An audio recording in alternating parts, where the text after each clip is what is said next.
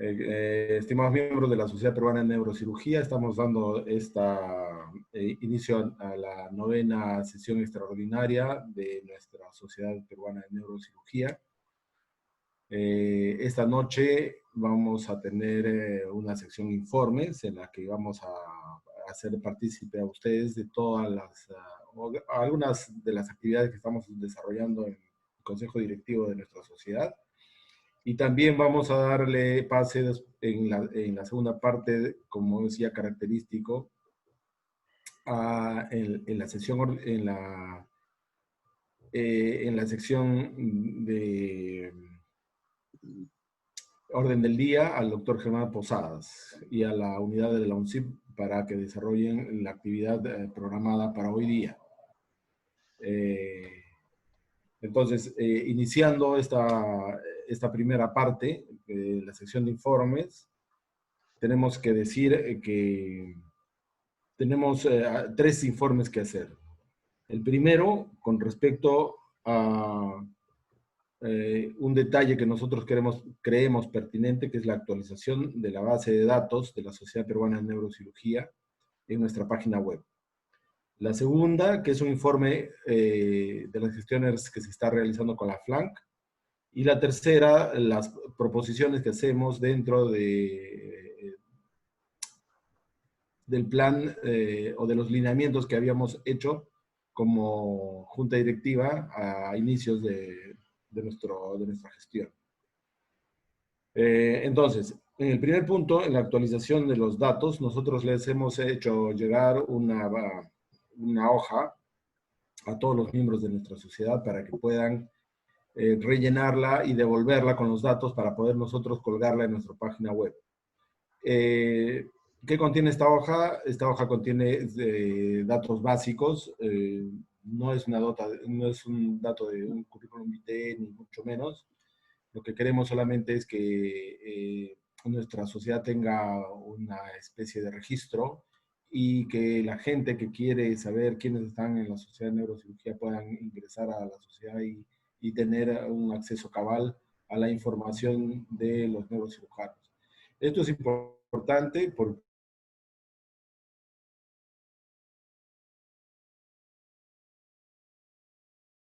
es pertinente que nuestros miembros estén adecuadamente registrados.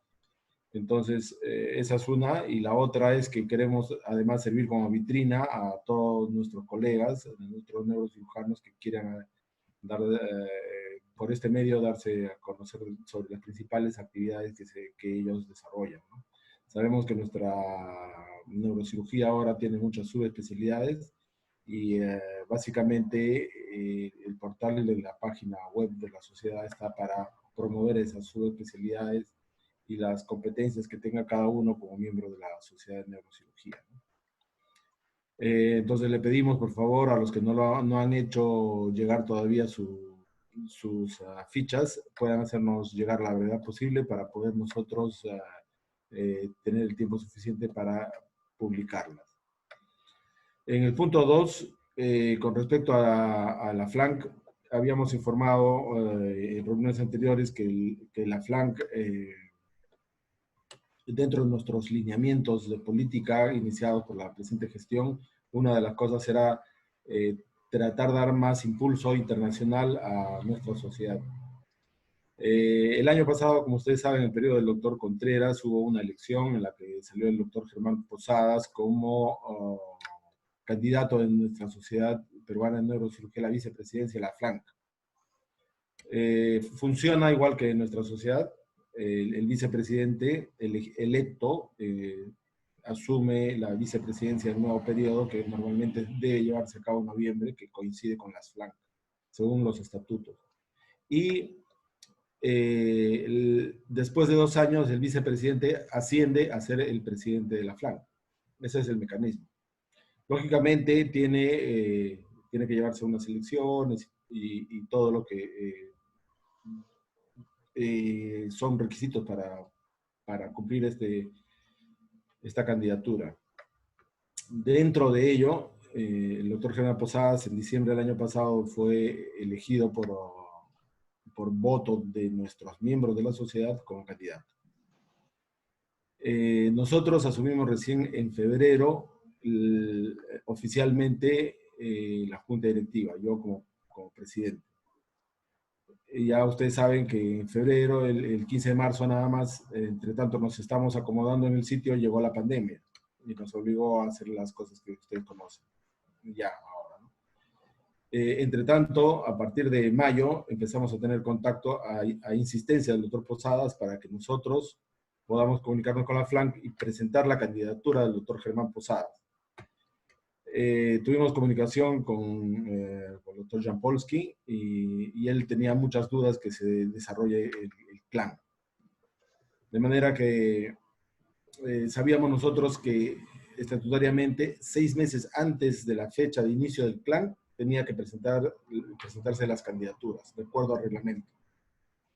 De manera que igual presentamos la candidatura del doctor Posadas, y fue recibida por el secretario y luego enviada hacia el comité de candidaturas el día siguiente, el día 29 de mayo. El 4 de julio, en una reunión un poco convocada un poco accidentalmente por los temas que ya deben ser de conocimiento, o en todo caso podríamos informar si alguno de ustedes les parece conveniente en esta misma reunión o en otra. Se dio a conocer que el clan oficialmente ya se transfería, el clan de Guayaquil, que debería desarrollarse del 15 al 19 de noviembre de este año, se transfería por el COVID. Por lo tanto asumíamos nosotros también que la fecha de inscripción se debía transferir hasta 6 meses antes del inicio del clan, como dicen los estatutos. Sin embargo, el 4 de julio, sobre todo la representación chilena, a raíz de que ese mismo 4 de julio nos llegó un comunicado diciendo de que simplemente las candidaturas no se aceptaban, la candidatura del doctor Germán Posadas, más bien otras candidaturas sí, que no correspondían de acuerdo a los estatutos, como son la de Brasil. Simplemente la candidatura nuestra de Perú no era considerada. Sin embargo, también dentro de los estatutos, este pronunciamiento debe llevarse a cabo antes de los 3 meses del clan oficial. Vale decir que si el clan se ha transferido a marzo de este año, a partir del 21 de marzo, del 17 al 21, entonces se supone que 3 meses antes deberían recién el clan, el comité de candidaturas darnos un veredicto. Sin embargo, nosotros hemos presentado ya nuestra carta, una carta un poco sentando la posición de la Sociedad Peruana de Neurocirugía para que la candidatura del doctor Germán Posada sea respetada. Y acá viene el tema. Cuando nosotros, en nuestras políticas de inicio, de gestión, decíamos que debíamos incorporarnos a la sociedad, a la Federación Latinoamericana de Neurocirugía, nosotros lo asumíamos porque sabíamos desde el principio que países pequeños como el nuestro, con neurocirujanos que todavía somos pocos con respecto a los demás, no son tan considerados dentro de la FLANC, ¿no? Ocupamos, entre comillas, cargos menores, ¿no? Y además, en esta participación de cargos menores, a veces es difícil de sobresalir y difícil inclusive tratar de ayudar a la FLANC. Y esto lo sabe el doctor Posadas porque a él le costó mucho esfuerzo llevar a cabo durante 2 periodos consecutivos un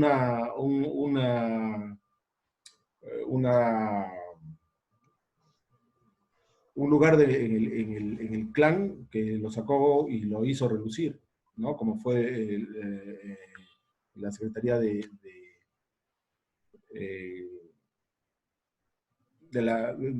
Biblioteca. La ejecutiva. ¿No? Entonces, dentro del comité, dentro del comité de la FLANC, ¿no? Del comité directivo. Entonces, realmente los países como Bolivia, Perú, Ecuador, Venezuela, etcétera, quedamos en nada. Los que mandan y ordenan siempre han sido Argentina y Brasil. Y eso nos damos cuenta ahora. ¿Por qué? Porque simplemente nunca hemos querido sentar una base, porque siempre probablemente nos han visto como neurocirujanos de segunda, cuando no es cierto. Sabemos que en Perú se hace ahora muy buena neurocirugía, se hizo también muy buena neurocirugía, y simplemente porque son más los brasileños o los mexicanos o los argentinos van a creer que nosotros no tenemos ningún valor dentro de la sociedad, no está bien. Antes del 4 de julio, a mí como presidente de la Sociedad de Neurocirugía, prácticamente me llamaban todos los días para pedirme apoyo de un lado, pedirme apoyo de otro lado. Ahora, cuando yo los llamo para reclamar algo que realmente nos corresponde, simplemente no contestan los teléfonos. Sé que hay mucha buena voluntad de parte del presidente, del doctor Claudio Jampolsky, en el sentido de que sí va a tratar de interponer sus buenos oficios para que la candidatura del doctor Posadas se lleve a cabo. Pero sin embargo, candidaturas como Brasil, con el doctor Borba, se han subido al coche y probablemente sean los que sean los próximos presidentes, a pesar de todo el pataleo que estamos haciendo, perdonen la expresión. Bueno, solo quería informar esto porque es parte de nuestra actividad de neurocirugía, por eso el mensaje a los chicos jóvenes es ese. Nosotros somos una sociedad que va creciendo, nuestra junta directiva está abocada básicamente a que los chicos crezcan y que se hagan respetar, estén donde estén, porque tenemos que ser la selección de Chale, de Cubillas, de ese Chale que agarró la pelota y se la puso al argentino, porque así somos. Los peruanos tenemos que hacernos respetar. Nosotros sabemos jugar fútbol. A que haya problemas como en el fútbol en nuestra casa, tal vez, ¿no? Pero tenemos que justamente estar cada vez más unidos nosotros, ¿no? Tenemos que promover a los chicos que van saliendo, porque nosotros ya en un abrir y cerrar de ojos ya estamos casi fuera de la neurocirugía. Y van a ser ustedes, la gente joven, la que saquen a relucir lo que es la neurocirugía peruana. Ahora los espacios se han reducido, con el webinar, con las comunicaciones, se han reducido los conocimientos. Ahora ya no es difícil ir a Estados Unidos a codearse con alguien y pelear por un stage. Ese es el mensaje. Perdonen que me esté extendiendo, pero es necesario que ustedes sepan lo que está pasando y que sepan que la Sociedad de Neurocirugía, en este caso, hasta donde pueda, vamos a hacernos respetar. Inclusive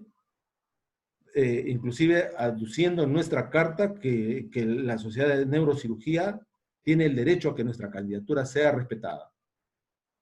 Y haremos llegar, inclusive pensando en la permanencia de la FLANC, nuestra posición. Y espero que la mayoría de ustedes que me están escuchando como miembros de la sociedad tengan el coraje de enfrentarnos a los grandes, a los grandes en número, y a los que han hecho lo que han querido siempre dentro de esta flanca.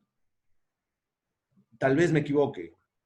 Tengo derecho a equivocarme porque no tuve la suerte de estar informado mucho antes de lo que pasaba con la flanca. Y ese mismo derecho me hace pedirles a ustedes que tampoco estén desinformados, porque nosotros como representantes de ustedes ante la FLANC tenemos que informar todo, lo bueno, lo malo y lo feo, como dice la película, para que ustedes sepan en qué estamos, a dónde vamos y qué queremos lograr, ¿no? Bueno, eso es con respecto al tercer punto. Al segundo punto. El tercer punto, rápidamente, perdón, doctor Posadas, que le esté quitando unos minutos de este espacio, Sí, pero es necesario decirlo. Sí, estimado doctor Durán, solamente precisar un punto nada más, de que en el estatuto de la FLAN hay dos principios en los cuales ellos han vulnerado. ¿Cuál es? Que tenemos la facultad centro la potestad para postular según reglamento. Y eso dentro de la facultad centro está Perú, Ecuador y otros. No está Brasil ni tampoco Argentina. Y eso lo han violado.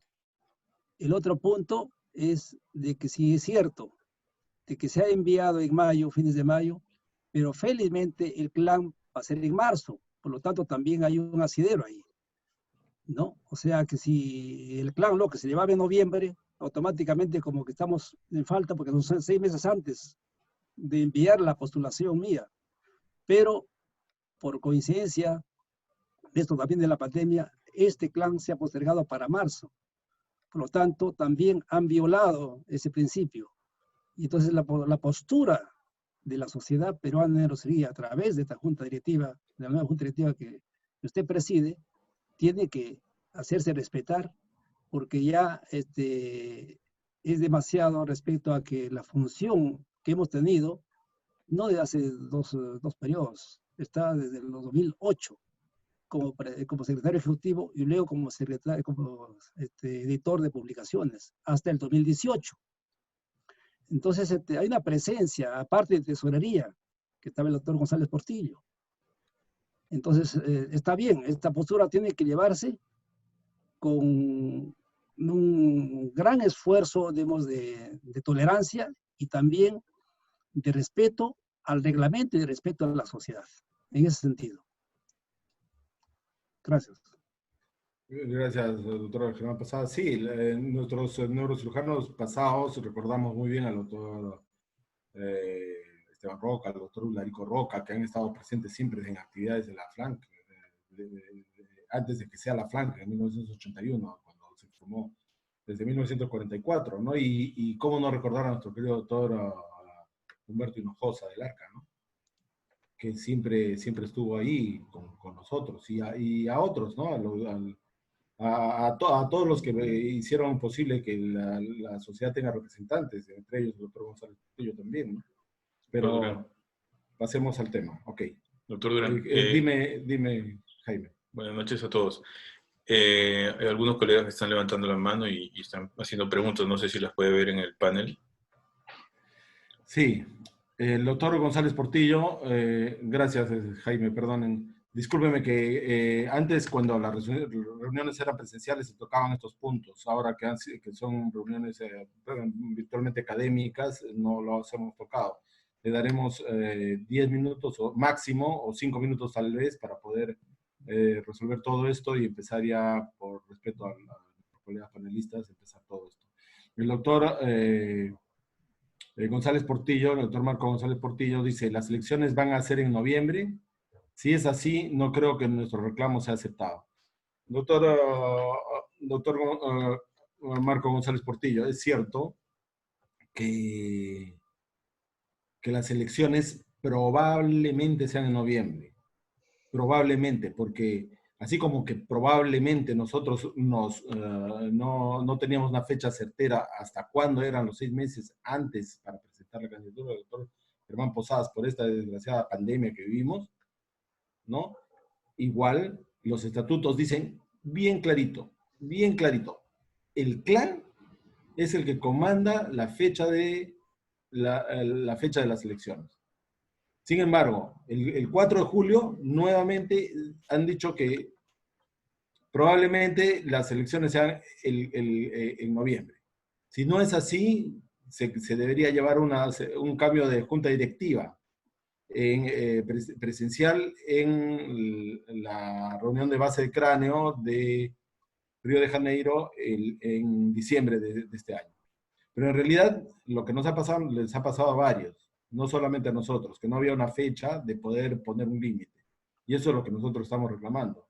No había con esta pandemia. Si no hubiéramos estado en situación de pandemia, lógicamente, ¿qué vamos a reclamar si nuestra presentación ha sido tardía? Pero esta presentación no fue hecha tardíamente porque nosotros hemos estado coordinando con la presidencia de la FLAN. Pero bueno, esas son las situaciones. El doctor Puma dice, no he escuchado criterios exactos. ¿Podría resumirlos aquellos que no se pudo resolver? Doctor Puma, el tema es que cada 2 años se renuevan la vicepresidencia de la Federación Latinoamericana de Neurocirugía, donde están todas las sociedades de neurocirugía de Latinoamérica, de parte de Estados Unidos como Canadá y otras extracontinentales como España, Italia y Portugal. Y se presentan 6 meses antes del CLAN las candidaturas. Entonces, al ser transferida el CLAN por la pandemia, justamente por ella, los plazos deben además ser extendidos para que las sociedades, de acuerdo a normas, de acuerdo al reglamento, puedan hacer uso de esa atribución que le da el reglamento de los estatutos para poder presentar sus candidaturas. Nosotros, supuestamente, como el CLAN iba a ser en noviembre, la fecha límite ha sido el 15. El 15 de mayo, y nosotros hemos presentado el 28 de mayo la candidatura y ha sido considerada extemporánea. Sin embargo, dentro de los reglamentos también dicen de que esta vez debería solo presentarse el capítulo centro, o quienes forman el capítulo centro de la FLAN forman para la candidatura de la vicepresidencia, la forman Perú, Ecuador, Panamá, Cuba, Colombia, Venezuela y Bolivia. Sin embargo... Bolivia no. Bolivia está en el sur. Bolivia está al sur, ¿no? Sí. Sí. Gracias, doctor Posadas. Entonces, sin embargo, se ha presentado a la candidatura Brasil, que no tiene nada que hacer en el asunto. Entonces, bueno, ese es el tema.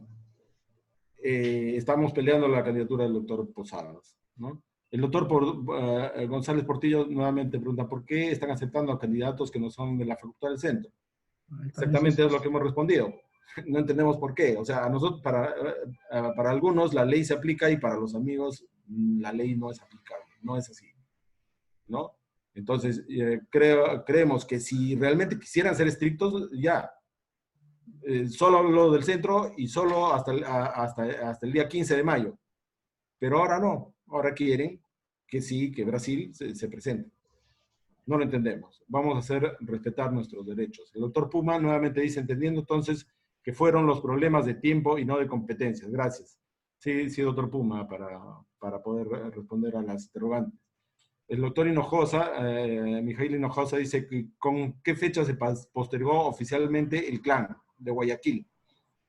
Oficialmente se ha postergado el CLAN de Guayaquil en una fecha que no sabemos cuál es, porque no ha sido publicado ni por el comité administrativo. Se supone que esa postergación debía haber sido hecha con entero conocimiento del comité ejecutivo, del cual somos nosotros integrantes. Sin embargo, el día 4 de julio se oficializó esta transferencia por motivos diversos, como los económicos que habían sido adquiridos ya por los colegas de Guayaquil, ¿no? Y por lo tanto se fijó ya definitivamente el 17 y fue aceptado sin ninguna pregunta, sin ningún rechazo, que se realice en Guayaquil del 17 al 21 de marzo del 2021. Eso es ya oficial. Entonces, pero la fecha exacta no sabemos en qué momento fue, ¿no? Por eso es que también es nuestro reclamo. Pero usted tenía información con el doctor Jan Polsky ya en el mes de abril, que eso se iba a postergar. Claro, hemos estado hablando con el doctor Jan Polsky en abril, no, en mayo. Los primeros días de mayo hemos hablado con el doctor Jan Polsky para presentar justamente nuestra candidatura. En principio, para saber cómo iba a ser el plan, porque esa era nuestra pregunta. ¿Cómo es que en una situación de pandemia plena se iba, y Guayaquil, recuerden ustedes en esa época que Guayaquil era una de las ciudades más afectadas por la pandemia? Y queríamos hacer la pregunta y salió así todo, ¿no? Bueno, ok.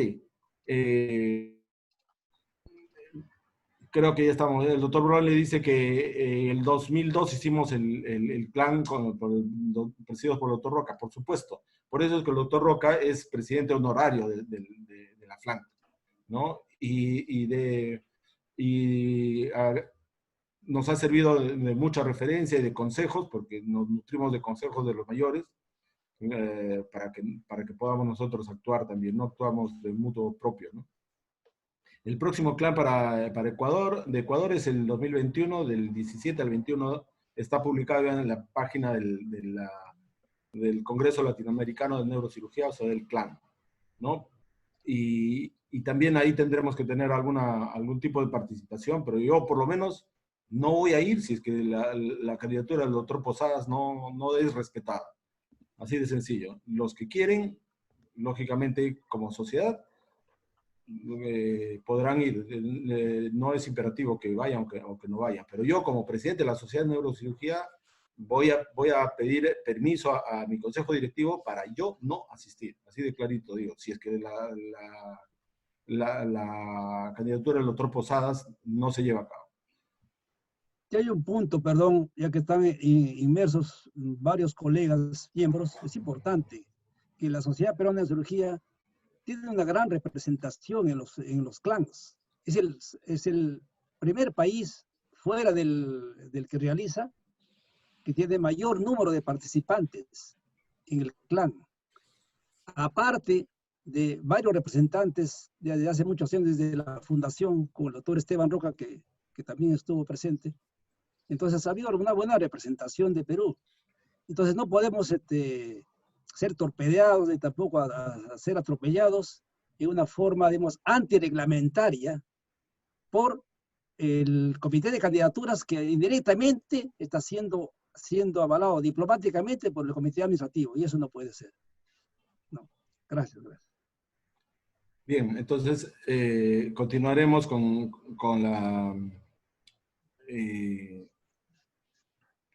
la reunión. Hay algunos colegas que levantaron la mano. ¿Le podemos dar? Sí, por favor. Sí. Creo que El sí. Creo doctor que Wesley Álava quería hablar. No sé si... Sí, claro que sí, por favor. Todos tenemos derecho a hablar Doc- acá. No somos... Doctor Álava, ¿está ahí? Lo escuchamos. Ya prácticamente han contestado lo que yo quería decirles sobre el clan. El asunto es que nosotros debemos seguir como sociedad, como grupo. No deberíamos ir como una sola persona, dos personas, sino un grupo. Entonces, si se nos cae una posibilidad, tenemos otro, ¿no? Porque la sociedad es un grupo, no hay individualidades. Creo que deberíamos pensar bien en participar como grupo de Perú. Es todo. Gracias, doctor. Wesley. La doctora Sí, Azucena Dávila quería también, creo, hablar con vos. Doctora, ¿está ahí? Buenas noches.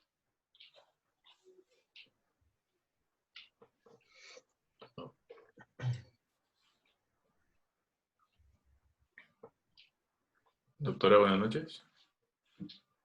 Creo que se ha retirado. Bueno, doctor, usted dirá, podemos continuar de repente con la... Sí, si se conecta la doctora o alguien que quisiera hacer uso de la palabra, estamos completamente llanos a poder darle esta opción, porque es importante, ¿no? Lo que dice el doctor Wesley Ábala es cierto, nosotros representamos a un grupo, al grupo de neurocirujanos del país, y tenemos que actuar con bastante responsabilidad, ¿no? Eso indudablemente va a ser así. Solamente queremos hacerles saber lo que está pasando y reuniones próximas trataremos también el tema, porque esto va para rato, ¿no? Quería hacerle, tal vez en aras del tiempo, solamente hacer unas cuantas propuestas que hemos estado trabajando dentro de la Sociedad de Neurocirugía. Doctora Dávila, ¿está usted ahí para poder darle el... Hola. A ver, Walter. Sí, doctora, buenas noches. ¿Cómo están? Buenas noches a todos. Mire, yo creo que esa situación que ha provocado la federación es anómala. He escuchado todas las posiciones de todos los asistentes y coincido que antes de decir no voy, debería esperarse qué es lo que nos van a decir ellos, por qué han incluido un capítulo en un país que no le correspondía, y pensar bien antes de decir no vamos. Y como dice Wesley, hay que ir, si vamos, vamos todos como grupo, porque siempre hemos sido una asistencia mayoritaria. Eso es todo. Gracias, doctora. Creo que sí, coincidimos. y vamos a ver qué es lo que pasa, pero creo que es necesario que ustedes hayan conocido en detalle todo esto y sí, lo seguiremos evaluando y le seguiremos informando de todo esto, ¿no? Un último colega, no sé si podemos darle Sí, un minuto o no dale, por sé. favor, Jaime. Sí, sí, sí. Doctor Lines, ¿desea hablar? ¿Ha levantado la mano o por equivocación? No sé.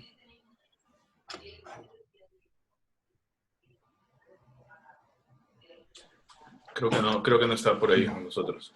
Doctor Lines, buenas noches.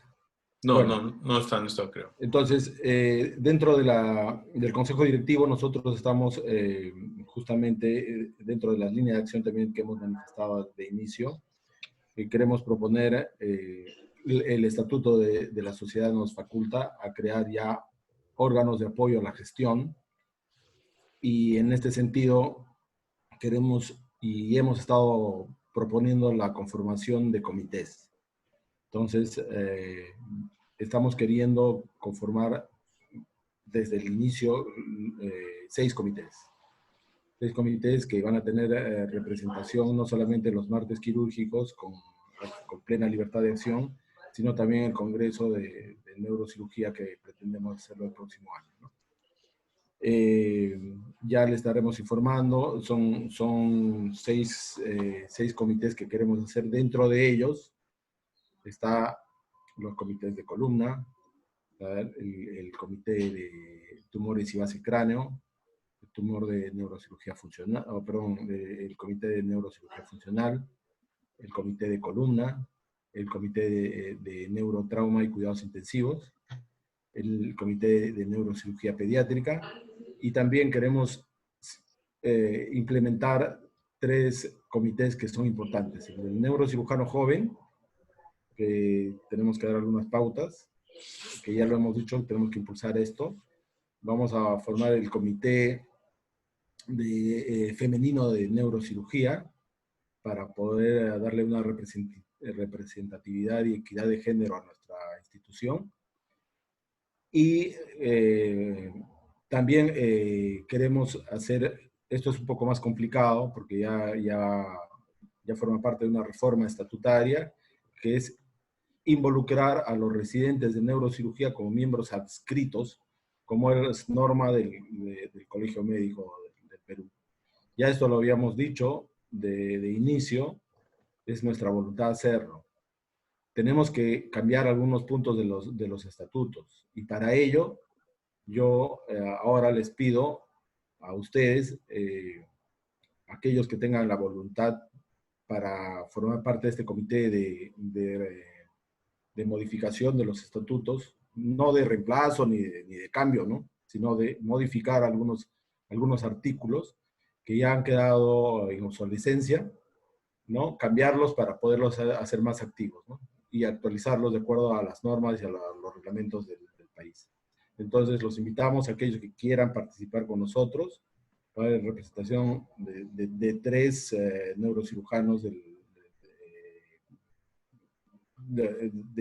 los que no son del Consejo Directivo y habrán 3 del Consejo Directivo. Así que los invitamos a que nos puedan ayudar en esta tarea. Esta tarea, perdón, tiene que ser progresiva. Finalmente, voy a darle paso ya al doctor Germán Posadas para en esta sección de la orden del día pueda hacer parte de la experiencia del hospital Edgardo Rebagliati Martins de la unidad de cirugía pediátrica de la UNCIP. Doctor Germán Posadas, gracias por tolerarnos todo este tiempo y a todos ustedes. Entonces lo dejo en uso de la palabra. Bien, un saludo cordial a todos ustedes, a todos los participantes de la Sociedad Peruana de Neurocirugía, una vez más avanzando con la parte académica. Esta vez da una coincidencia que cumple los 33 años de fundada la unidad de neurocirugía pediátrica del Hospital Rebagliati y que representa a nivel del Seguro Social, a nivel nacional, la única unidad que existe con 24 horas de atención en emergencia.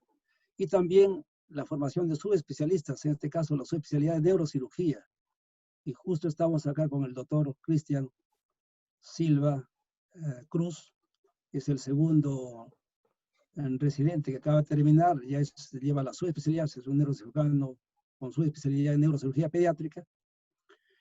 Así que directamente vamos al tema sobre sarcomas cerebrales en niños, una patología que va siendo frecuente estos últimos años que no lo teníamos.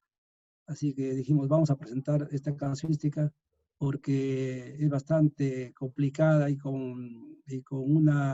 un pronóstico bastante devastador de muchos de los tipos de tumores de sarcoma. Así que dejamos la posta a nuestro querido subespecialista Cristian Silva Cruz, que acaba de terminar justamente hace 8 días. Cristian, toma la batuta. Sí. Buenas noches, doctor Posadas. Buenas noches con los miembros de la directiva, con los participantes. Bueno, para continuar con la sesión científica de la Sociedad de Neurocirugía, voy a llevar a cabo la exposición del sarcomas cerebrales, sarcomas intracraneales, ¿no? en la parte pediátrica. Voy a compartir mi pantalla para empezar ya de una vez.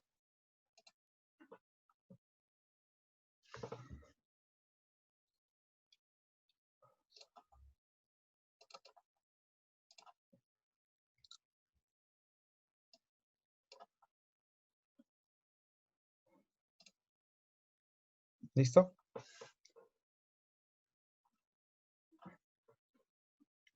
Ok. Sí, está bien. Entonces, sí, sarcomas cerebrales en niños, ¿no? ¿Cómo lo hago? Este trabajo ha sido llevado a cabo en lo que es la unidad de neurocirugía pediátrica del Hospital Rebagliati. Pero antes de entrar en sí de la revisión de estos casos, quisiera hacer un poco de la revisión estadística sobre los tumores en los niños y los sarcomas, ¿no? Una revisión bastante breve. Para ello hay que tomar en cuenta la población pediátrica en el Perú.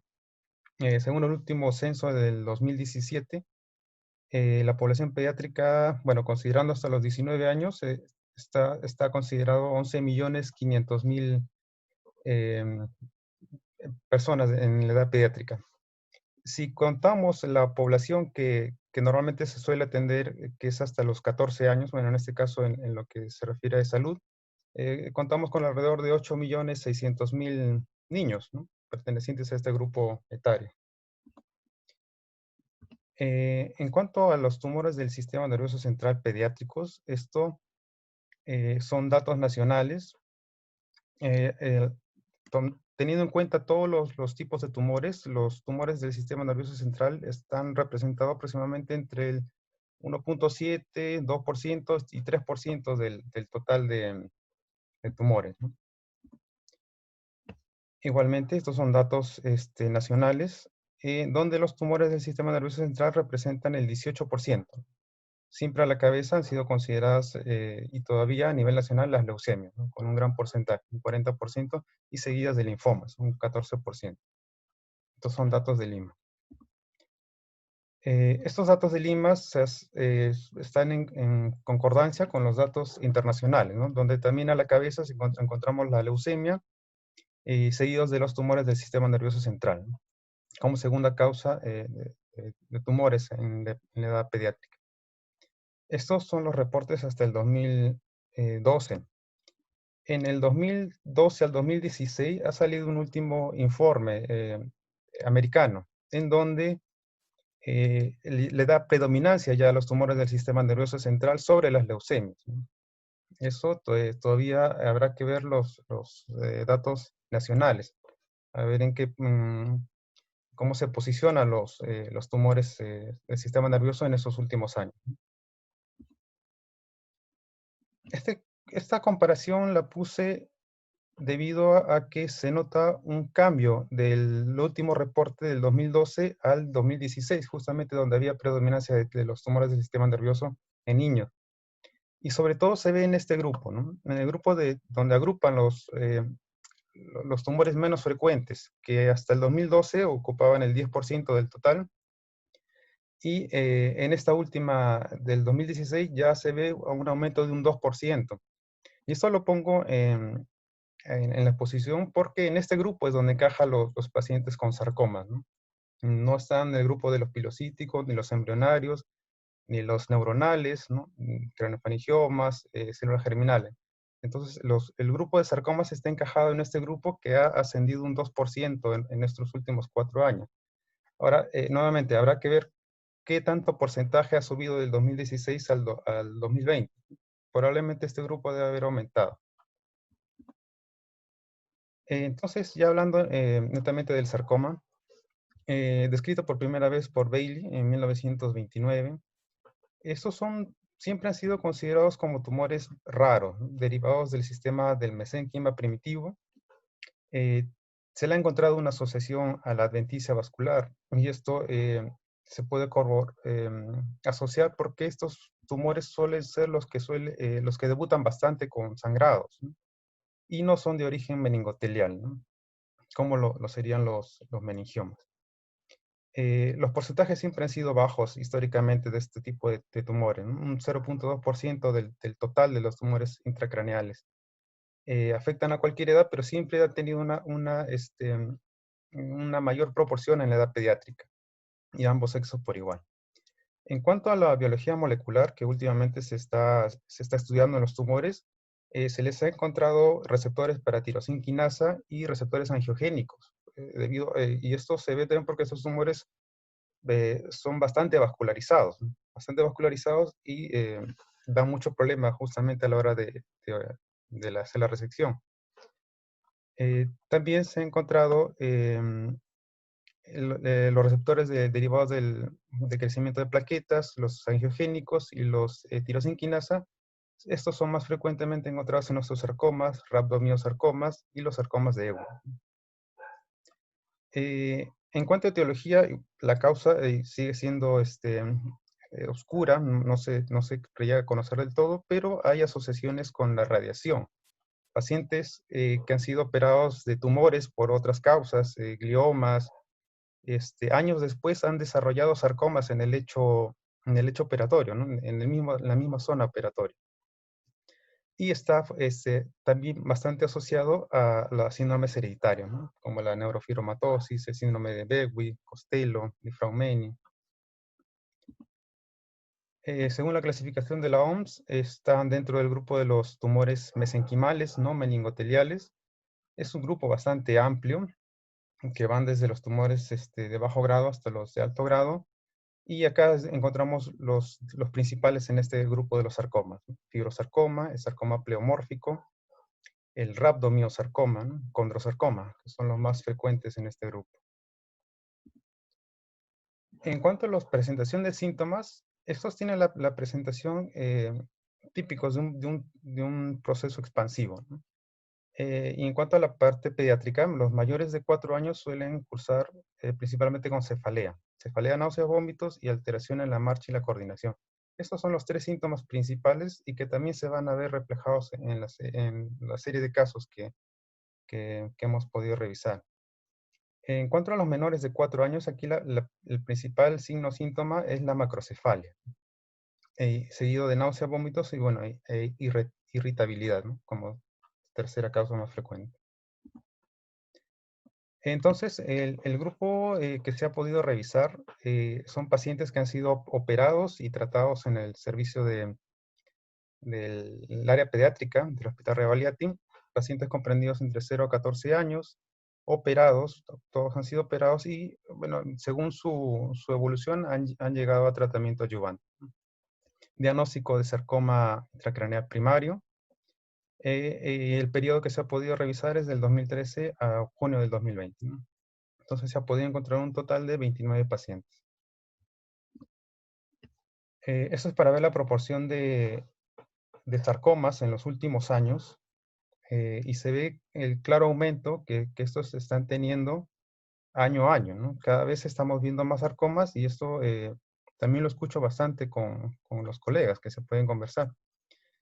En los 2 últimos años, 10%, 24%, y en lo que va del año del 2020 ya se ve una proporción de un 30%, un aumento bastante notable en este grupo de tumores.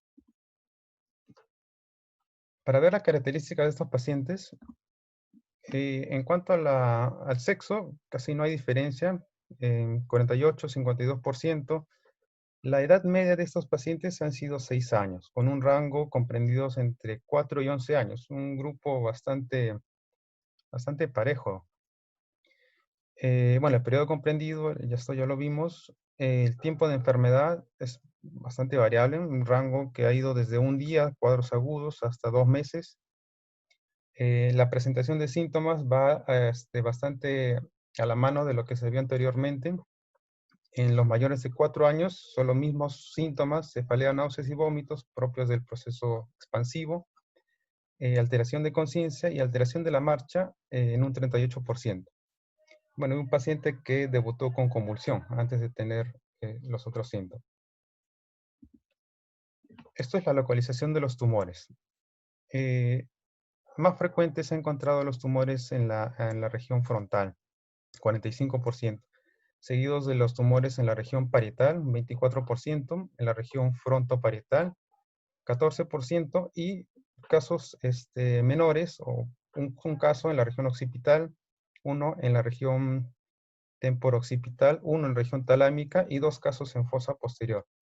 Debido a la escasez de casos reportados a nivel mundial, hemos incluido los 2 casos de fosa posterior que han sido confirmados como sarcoma. Esto es en cuanto al evento hemorrágico. El 59% de estos pacientes han debutado con hemorragia, ya sea intratumoral o intra, y que producen un proceso expansivo agudo, ¿no? Una hipertensión endocraniana aguda. Esta es la proporción de tipos de sarcomas que se han encontrado. El más frecuente es sarcoma, el fuso celular de alto grado, un 41%. El rhabdomiosarcoma, un 39%. El sarcoma pleomórfico, un 24%, y el fibrosarcoma, un caso, un 3.4%. Vamos a lo que es la descripción del tratamiento.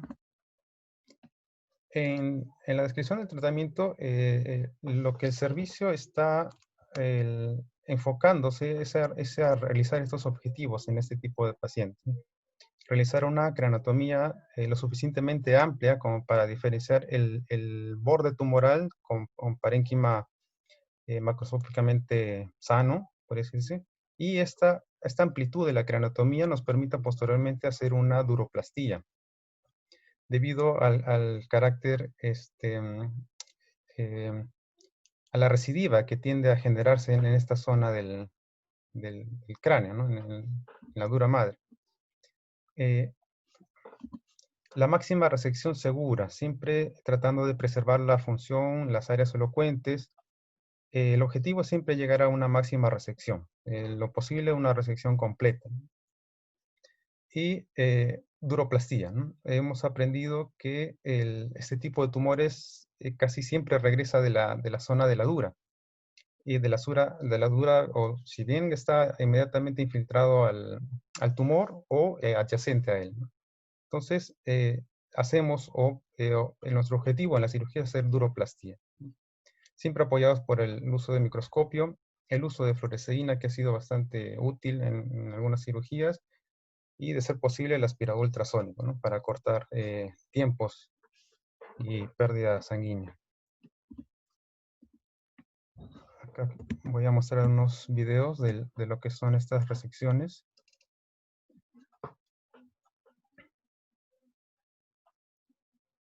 Este es un paciente que fue sometido a una reoperación. Aquí vemos cómo la dura madre se infiltra al parénquima, y acá era para mostrarles la amplitud de la craniotomía, ¿no? La amplitud de la craniotomía, el parénquima macroscópicamente sano, y el borde dural, que igualmente tiene que ser bastante amplio para poder permitir una duroplastía adecuada y darle menos posibilidades de recidiva del tumor. Aquí se está usando fluoresceína también para ver cómo este segmento de la dura madre. Perdón, ¿te está pasando video, Cristian? Sí, No, sí. no se ve nada de video. No, Cristian, tu video no se ve, de No, repente sí. sale de la pantalla y vuelve a entrar, ¿no? A ver. No sale el video, Cristian.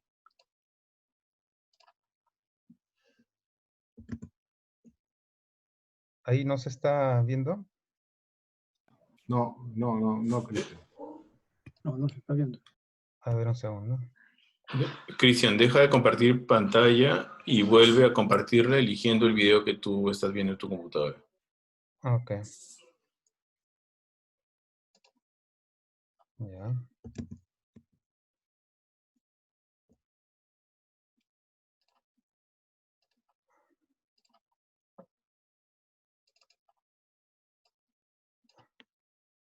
Ok.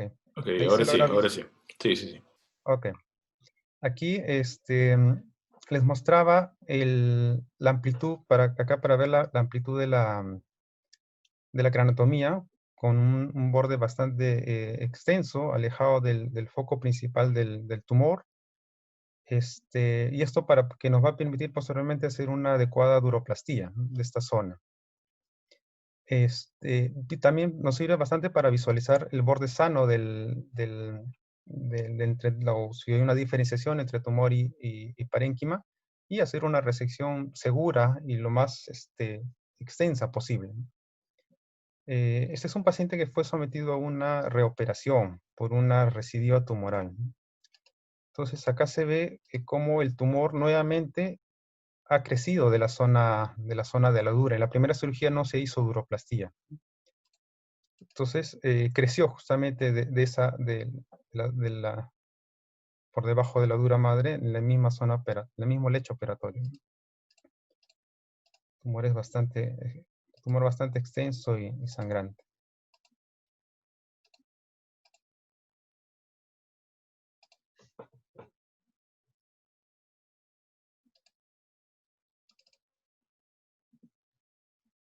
Acá sí, a ver.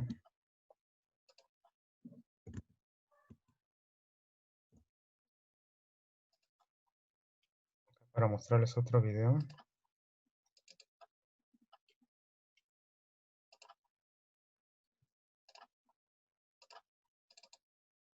Ok, esta es la misma cirugía, estamos un poquito más avanzados. Ya se ha logrado hacer una resección bastante amplia del lecho operatorio. Se está continuando con parte de lo que es la hemostasia. Se alcanza a ver la zona de la hoz, hasta la que se ha tenido que resecar en su totalidad por la extensión del mismo tumor. Los bordes tumorales con la aracnoides, tratando de retirar todo lo posible del aracnoide, que tiene una consistencia fibrosa, ¿no? Ya que se ha visto en las muestras de anatomía patológica que estas también salen infiltradas por tumor, ¿no?, o positivas para tumor. Y nuevamente, ese es uno de los objetivos que se busca en este tipo de cirugía, ¿no? Resecciones amplias. La hemostasia, como toda cirugía de tumor, es bastante importante para evitar complicaciones postoperatorias.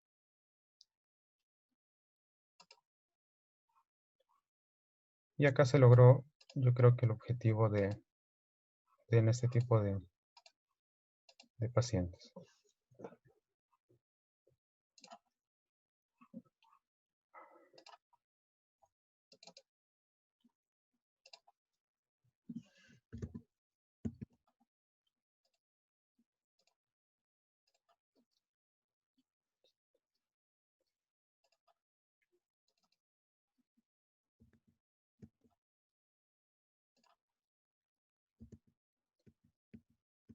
Vamos.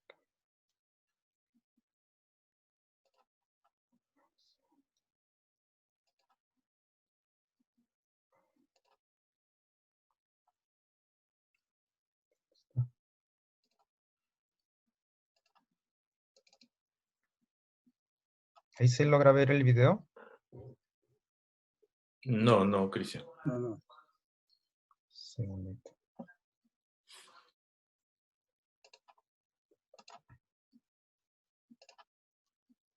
Ok, acá está. Esta es ya la parte final de la cirugía. Estamos haciendo hemostasia como habitualmente se hace con hemostáticos, en este caso un Fluoricel. Los detalles finales que se va a estar haciendo con el aspirador ultrasónico. Y en este caso, que no sé mostrarla, ya no sale.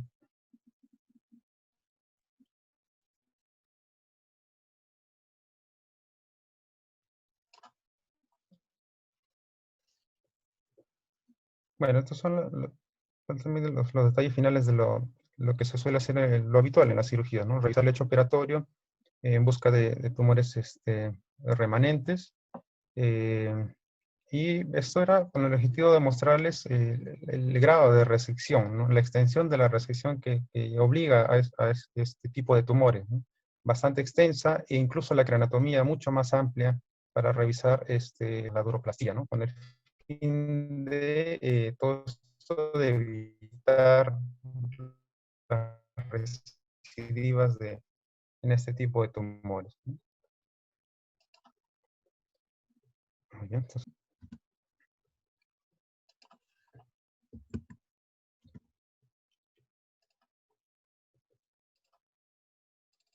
ok, seguimos con la exposición.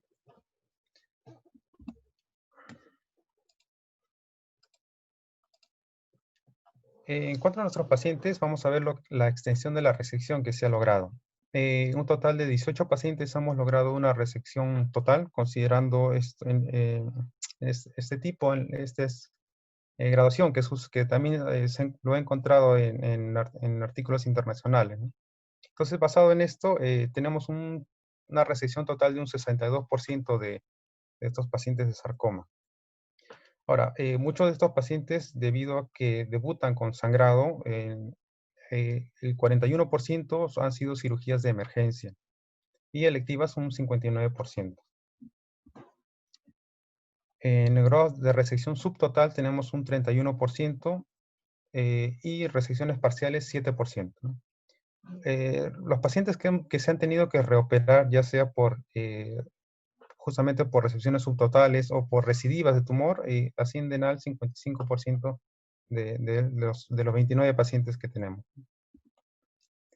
Este es un ejemplo de cómo el informe de anatomía patológica de las muestras que se suelen enviar, tumor propiamente, aracnoides, este es el borde aracnoideo que mencionaba, que tienden a estar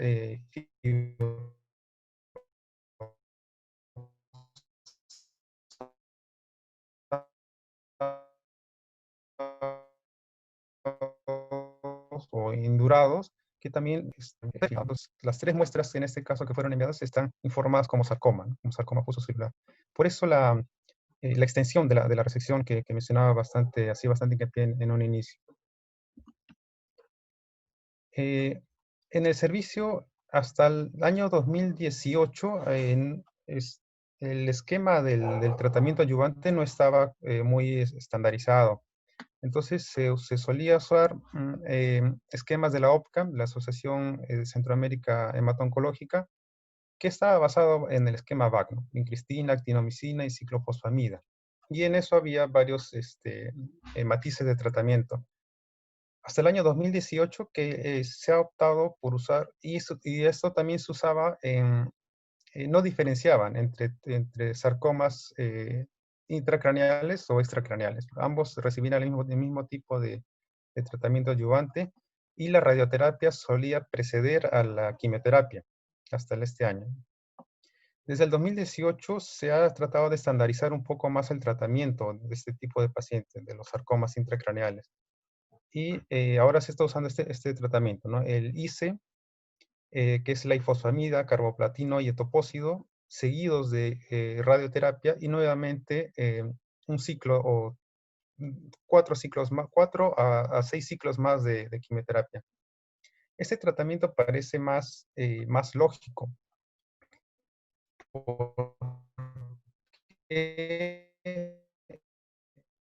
en eh, los días próximos o los días siguientes a la cirugía, hay una disrupción de la barrera hematoencefálica que se va a estar dando quimioterapia lo más pronto. Entonces, y estos medicamentos son son citotóxicos. Se puede aprovechar esa irrupción de la barrera hematoencefálica para posteriormente llevarlo a radioterapia, y mientras está en radioterapia el paciente recibe topócido, que radiosensibiliza al tumor, ¿no? Entonces hace más efectivo esta radioterapia y nuevamente continúa con el tratamiento de quimioterapia. Hay un estudio canadiense que según su casuística, demuestra que este tratamiento les ha ido mucho mejor con los otros estados a partir del 2018 en los pacientes del área. Y esto es lo que le mencionaba, ¿no? Bueno, ellos le llaman el esquema SANCH, ¿no? Quimioterapia, radioterapia y quimioterapia nuevamente. 2 a 4 ciclos es el rango que deberían recibir antes de la radioterapia. En general reciben 2. Inmediatamente de la cirugía pueden pasar al servicio de oncología, recibir el primer ciclo y luego continuar con las siguientes sesiones, ¿no? Es bastante enlazado el tratamiento, o debería ser en todo caso bastante enlazado el tratamiento. Y hasta 6 a 8 sesiones en total. Y en esto se compone el tratamiento del sarcoma. Esto es lo que debería estar enfocado, el tratamiento del sarcoma.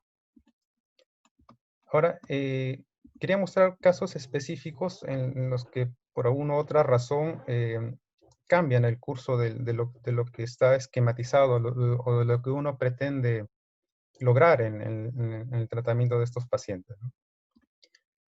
Este es de los pocos pacientes que se ha logrado hacer lo que está pensado hacer en estos pacientes.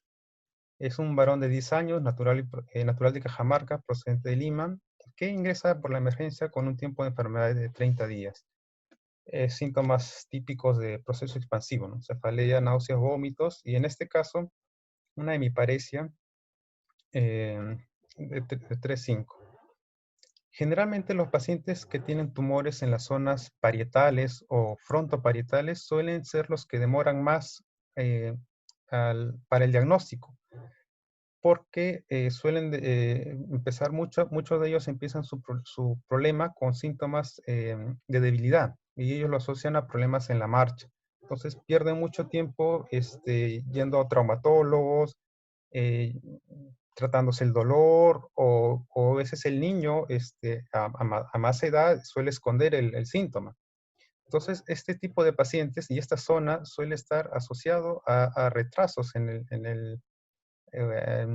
la llegada del diagnóstico, ¿no? Generalmente oscilan entre 30, 40 días. Y este paciente es uno de ellos, ¿no? Que llegó con 30 días de tiempo de enfermedad. Se logró hacer una cirugía electiva bastante pronta, al 4.º día de haber ingresado. Se hizo una resonancia también bastante pronta. Se logró una resección total, que es uno de los objetivos de este tipo de pacientes, más duroplastía. No hubo complicaciones en el postoperatorio, permaneció solamente un día en la UCI, pasó luego a hospitalización. Y siguió con su esquema de tratamiento, ¿no? 2 ciclos de ICE, luego radioterapia. Radioterapia completa se compone de esta carga total de 59 Gray, ¿no? Que lo suelen lograr entre 33 sesiones aproximadamente. Y se encuentra cursando en su 5.º ciclo. Este mes ya debe estar iniciando el 6º. Entonces, este es un paciente que ha ido tal cual uno tiene esquematizado cómo debería tratarse este tipo de paciente, ¿no? Esta es la resonancia 7 meses después del inicio de la enfermedad, y no se ve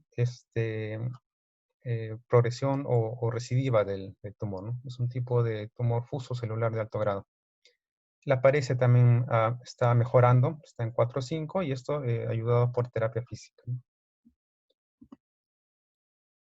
Pero también tenemos pacientes que de un inicio de la cirugía suelen ir bastante complicadas, como este caso que les muestro. Es una mujer de 11 años, una paciente mujer de 11 años, natural y procedente de Lima, e ingresa con un tiempo de enfermedad de 7 días. 2 días antes estuvo tratándose en un policlínico por síntomas de cefalea. Recibió tratamiento sintomático, y esto es un punto a considerar porque en lo que son retrasos del diagnóstico, ahí el médico general está considerado como un factor de riesgo. Si es que el paciente es atendido primero por un médico general, se considera como un factor de riesgo porque ya se ha demostrado que dilata el diagnóstico, a diferencia si lo ve primero un pediatra, ¿no? o un médico especialista. Los síntomas de hipertensión de efecto de masa, cefalea, náusea, vómitos. En este caso había una paresia del tercer par y la paciente llega por oftalmología, por esta paresia del tercer par. Y es el oftalmólogo quien la manda a la emergencias, ¿no? Y ahí es donde se hace el diagnóstico del tumor. Y alteración de conciencia. La cefalea progresa, finalmente hay la necesidad de colocar una válvula, pasa a hospitalizarse.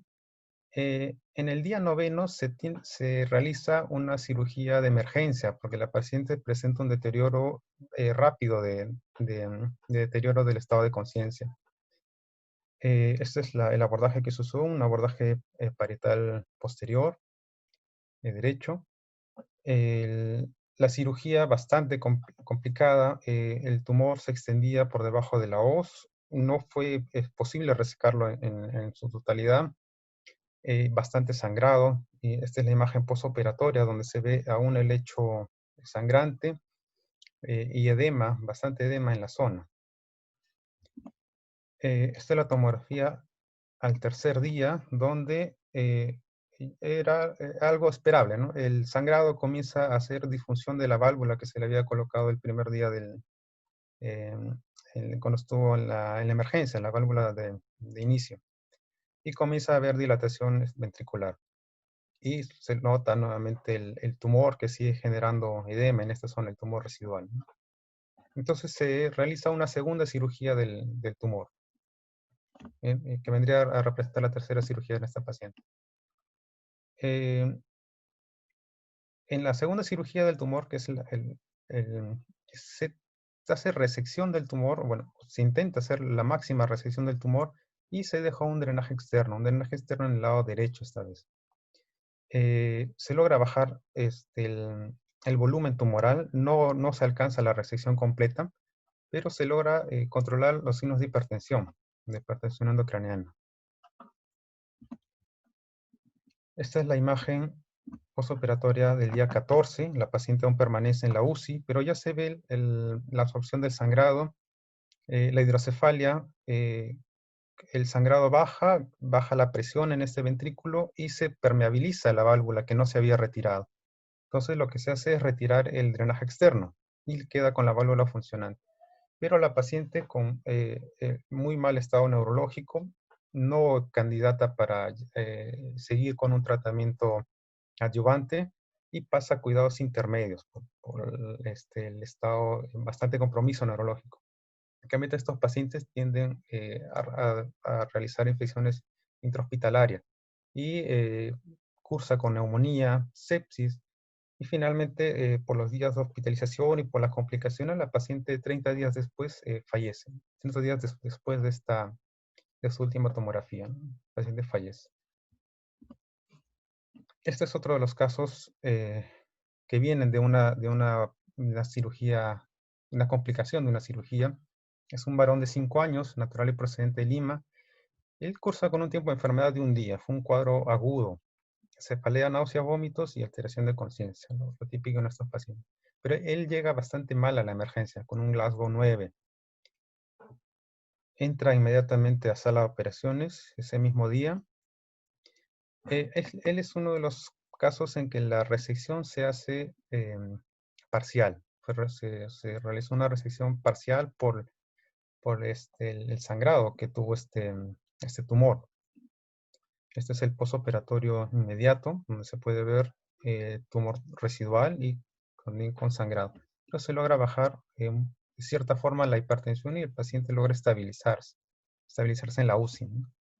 Entonces, al tercer día se decide una nueva cirugía para terminar o ampliar la resección. Nuevamente, en este caso no se logra una resección completa, se hace una resección subtotal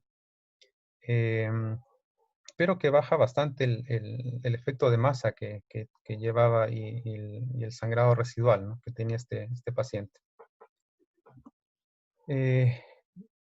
Permanece pocos días en la UCI, luego pasa a hospitalización y ahí se nos agrega otro problema, que es el de la fístula. Se nos agrega una fístula bastante importante.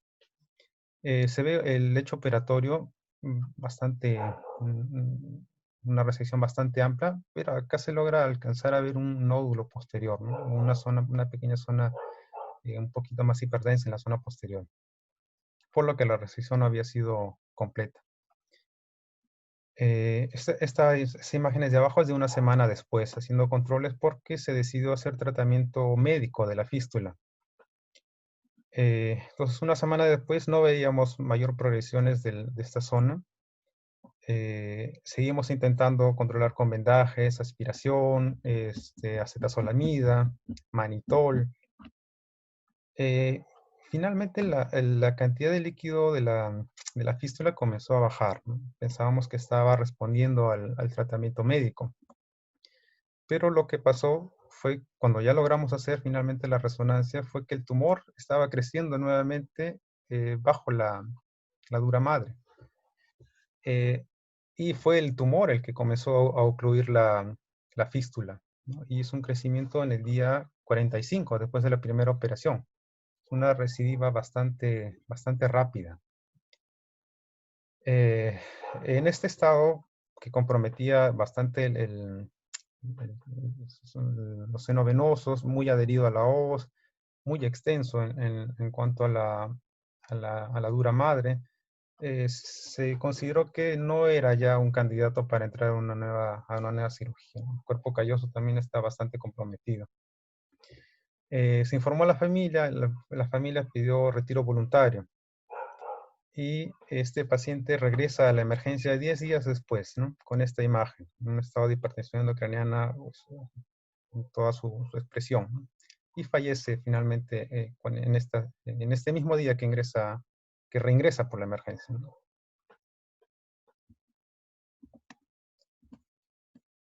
Estos son casos que han derivado de cirugías, de complicaciones postoperatorias y no han llegado al tratamiento adyuvante que hubiéramos querido seguir en el tratamiento de este tipo de pacientes. Estos son dos ejemplos que vienen a continuación de tumores recidivantes, que han recidivado en corto tiempo. Este es un paciente varón de 6 años, natural y procedente de Lima, con un tiempo de enfermedad 6 días, los mismos síntomas, cefalea, náusea, vómitos, una lesión expansiva bastante grande en la zona occipital, una zona poco frecuente para este tipo de tumores. El paciente también entra a sala rápidamente a una cirugía de emergencia. Se logra hacer, en este caso, una resección completa del tumor, ¿no? Se logra controlar los signos de hipertensión endocraniana, se hace la resección completa. Este fue un caso que no se llegó a realizar duroplastía, ¿no? No se llegó a su duroplastía. Fue bien en su tratamiento postoperatorio. Estuvo en la UCI un día, en el servicio 5 días posteriores sin mayores complicaciones y sale de alta con su orden de resonancia magnética para que pueda continuar con el tratamiento. Por demoras, muchas veces a la hora de realizar la resonancia, en los pacientes pediátricos las resonancias se suelen indicar con sedación. Y los días de sedación no son diarios. En la semana programan 1 o 2 días con sedación y los turnos están bastante copados para este grupo de pacientes. Aparte que las resonancias de columna, uno las indica columna total, pero en los servicios de imágenes consideran como 3 partes separadas la columna, ¿no? Cervical, tórax y lumbar. Entonces, muchas veces las resonancias postoperatorias suelen demorar mucho, porque se programan en tiempos distintos la resonancia cerebral con la resonancia espinal, o el tiempo es bastante alejado. Entonces, este paciente fue uno de esos casos en que la resonancia se la realizó el día 40 postoperatorio. Y para cuando yo logra realizarse la resonancia, esta fue la imagen que se encontró, ¿no? Una imagen de una lesión hiperintensa, ¿no?, en el mismo lecho operatorio. un tamaño moderado. El paciente en ese momento solo tenía una cefalea leve. Se decide reingresarlo por la emergencia para una reoperación. Entre el día 40 y el día 49, que el paciente ha estado ya hospitalizado, el tumor crece de manera, duplica prácticamente, hasta triplica su tamaño en poco tiempo. Este paciente es uno de los pocos casos que he visto que no da tiempo a una programación de emergencia. Fallece a las pocas horas de haberse realizado la tomografía.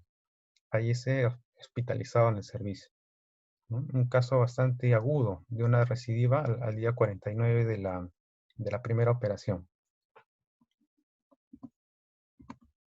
Este es otro caso de recidiva que también quiero mostrarles. Es una paciente de 5 años, natural y procedente de Arequipa, un tiempo de enfermedad de 20 días, los mismos síntomas. En este caso, esta paciente se realiza la primera cirugía en Arequipa. Es un tumor, este es uno de los 2 tumores de fosa posterior, es un tumor vermiano, bastante extenso. Bueno, debuta también con hidrocefalia, ¿no? Propio de o bastante asociado a los tumores de fosa posterior, y realizan la primera resección en Arequipa, resección del tumor, y hacen una resección subtotal. Esta es la primera imagen postoperatoria, y en la zona superior se alcanza a ver una imagen hiperdensa, ¿no? Que lo asociamos con un residual del tumor. Este es el primer día postoperatorio. Esta es la resonancia que la hacen en el día 10 postoperatorio. Usualmente la resonancia de control se suele indicar o antes del día 3, cuando todavía no hay cambios inflamatorios, o después del día 21, que han pasado el proceso inflamatorio. Es poco usual indicarlo en el día 10. Sin embargo, este paciente se realiza la resonancia y lógicamente se ve inflamación del lecho operatorio, ¿no? No permite distinguir muy bien el tumor residual, que de todas maneras se alcanza a ver. Entonces se hace un control posterior, pero se lo hace muy tardío. Se lo hace el día 44, después de la primera operación. Y aquí ya se ve el nódulo consolidado y en crecimiento, ¿no? Justo en la cúpula donde se alcanzaba a ver en la primera tomografía. Con esta imagen es que el paciente es referido acá a Lima, al servicio de oncología. El servicio de oncología, lógicamente, no va a iniciar el tratamiento adyuvante con un residual y en crecimiento, va a fracasar su tratamiento adyuvante y hace lógicamente la junta médica para que el paciente sea nuevamente operado. Entonces, entre el día 44, que estaba en Arequipa, y al día 55, que nosotros le hacemos el control, el tumor también muestra un crecimiento bastante rápido, duplica su tamaño en 11 días, ¿no? Después de la última resonancia. Se realiza la segunda cirugía 65 días después de la primera.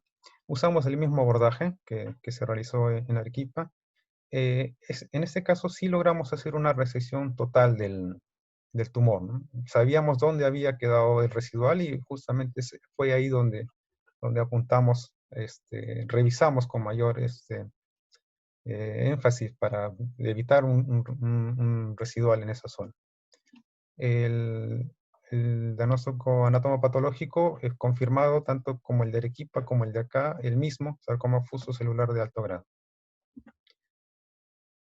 Esta paciente alcanzó, después de la cirugía, no tuvo mayores complicaciones, fue a quimioterapia pronta después de la resección.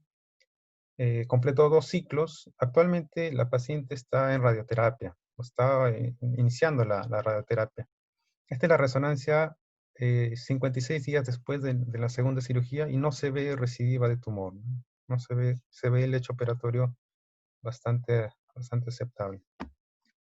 Es una recidiva que después de la segunda operación ha ido, ya entró en el enfoque terapéutico que se piensa para estos pacientes. Este es ya los estudios han demostrado que a mayor resección, mayor posibilidades de de éxito del tratamiento y de supervivencia tienen estos pacientes. Entonces, entre realizar una resección completa a realizar una resección parcial, es casi una diferencia del 50% de sobrevivencia, ¿no? Entonces, siempre el objetivo en estos pacientes es ir a una resección completa de estos tumores. Este es un estudio en lo que se he podido comparar con otros estudios que también han hecho serie de casos de sarcomas en edad pediátrica. He encontrado 4 estudios que me parecen bastante buenos en este grupo etario. 2 canadienses, un estudio europeo y uno americano. En cuanto a la edad, bueno, se puede ver los promedios de las edades. Los números de pacientes siempre han sido escasos, ya que este tipo de tumores siguen siendo tumores raros, al menos en lo que es Estados Unidos y Europa. Incluso este de Europa junta 3 países para realizar este estudio, ¿no? Acá está incluido Alemania, Austria y Suiza, ¿no? Esos 3 pacientes han logrado juntar una serie de 19 casos. En cuanto al grado de resección, pues los mejores estándares los ha tenido Europa y el último estudio bueno, los 2 de Canadá, ¿no? Que están entre 68 y 62%. Nosotros tenemos un grado de resección de 62%. Estamos a la par con el último estudio canadiense. En cuanto al tratamiento adyuvante, el tratamiento que se está optando a partir del 2018 es el tratamiento a raíz de este estudio, que es el que ha demostrado mejor sobrevida global. Y por eso se ha adoptado, y es el tratamiento que usa tanto actualmente el Hospital Revalliati como lo usa el INEM en el tipo de sarcomas. Y como les digo, está aplicándose a partir del año 2018. Los otros países aún han tenido esquemas múltiples, variados, como el que les mencioné del esquema VAC, por ejemplo, ¿no? Y hay muchos de ellos precedidos por radioterapia antes que la quimioterapia. En cuanto al tiempo de sobrevida, estos estudios son de mucho más años. Por ejemplo, el primer estudio canadiense tenía pacientes hasta de 16 años de tiempo de sobrevida. Este es el tiempo de sobrevida en ellos, por ejemplo, ha sido el promedio de 4.6 años, ¿no? El último en el que está basado en nuestros tratamientos actuales es el canadiense del 2015. Y ellos tienen una sobrevida una tasa de sobrevida del 66% y pacientes libres de enfermedad, libre de progresión de enfermedad del 100%, ¿no? Por eso es que se ha optado por seguir este esquema de tratamiento que es el que actualmente está demostrando mejor control del tumor. En cuanto a nosotros, en los últimos 2 años que se está aplicando el tratamiento, tenemos un 81% de sobrevida global. En cuanto a pacientes libres de enfermedad, es un poco variable, porque en nuestra población tenemos bastante deserción de tratamiento. En lo que he podido revisar de estos pacientes, por lo menos 3 a 4 pacientes ya han dejado de continuar el tratamiento. Y bueno, los otros todavía están en curso, ya debido a que solamente se están aplicando desde el 2018, ¿no? Pero en la tasa anual de sobrevida tenemos el 81%. Los pacientes que no han alcanzado esta sobrevida son los pacientes que han fallecido, los pacientes que le mostré en los casos específicos.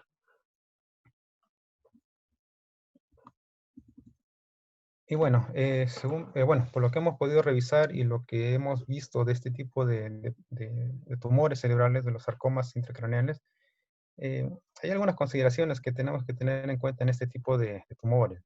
Siempre la máxima resección asegura un mejor tratamiento adyuvante y pronóstico de sobrevida en este tipo de pacientes. Entonces es un objetivo que tenemos que tener siempre presente, a pesar de que un buen grupo de estos pacientes van a entrar por emergencia, ¿no? Como se ha demostrado. La duroplastía es bastante importante, ¿no? Ya que este tumor tiende a regresar muchas veces de la dura madre. Entonces, la duroplastía tiene que ser bastante amplia, ¿no? Y justamente el riesgo de la fístula también es bastante alto, ¿no? El uso de la fluoresceína ayuda mucho a la hora de resecar los bordes tumorales. Y hay que priorizar al máximo los problemas postoperatorios, ¿no? Fístulas, infecciones, residuales también. El residual no es algo que haya que considerarlo mucho. Estos pacientes deberían entrar apenas se haya confirmado que hay un tumor residual, porque vemos que la posibilidad de que el tumor regrese o que crezca rápidamente es bastante alta. Y en cuanto a la resonancia, como les mencionaba, habitualmente se indica entre el día 3 o antes del día 3 o después del día 21, que es para evitar el proceso inflamatorio. Pero dada que ese tumor tiende a crecer bastante rápido, hacerlo después del día 21 es bastante perder el tiempo, ¿no? En estos casos.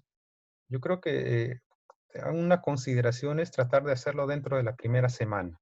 Tratar de hacer la resonancia de control dentro de la primera semana y para ganar tiempo en este problema que tenemos con los servicios de imágenes, la resonancia de columna debería ser hecho en el preoperatorio, si es que hay la posibilidad, para evitar pérdidas de tiempo, ¿no? Vemos que una semana es bastante tiempo, considerando que estos tumores han regresado casi en su totalidad en 40 días. Y la comunicación constante con los servicios de oncología en este tipo de pacientes es bastante importante, y todo esto nos hace ver que la necesidad de formar equipos multidisciplinarios en el tratamiento de tumores.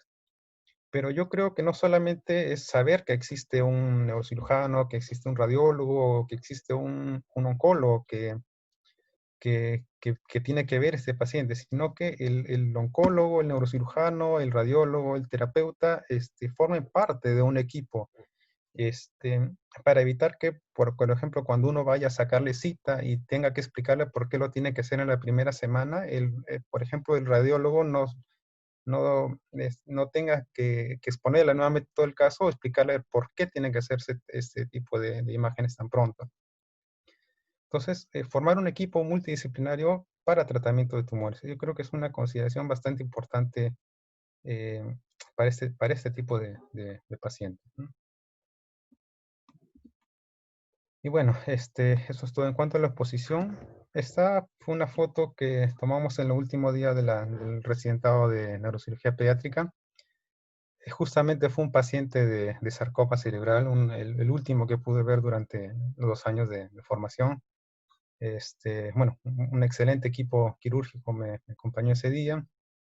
Quiero agradecer al servicio de la UNCIP, de la Unidad de Neurocirugía Pediátrica del Hospital Rebagliati, al servicio de Oncología Pediátrica también por el apoyo brindado con la información y con la coordinación de este tipo de pacientes. Gracias.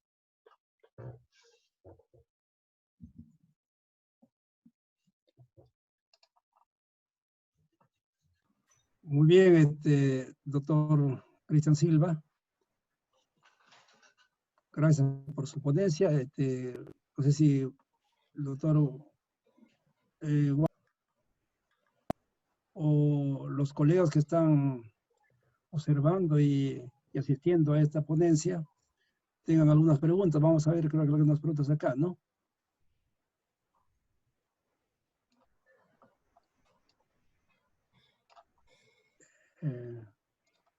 El doctor Gutiérrez, doctor, que está Sí, entre los panelistas.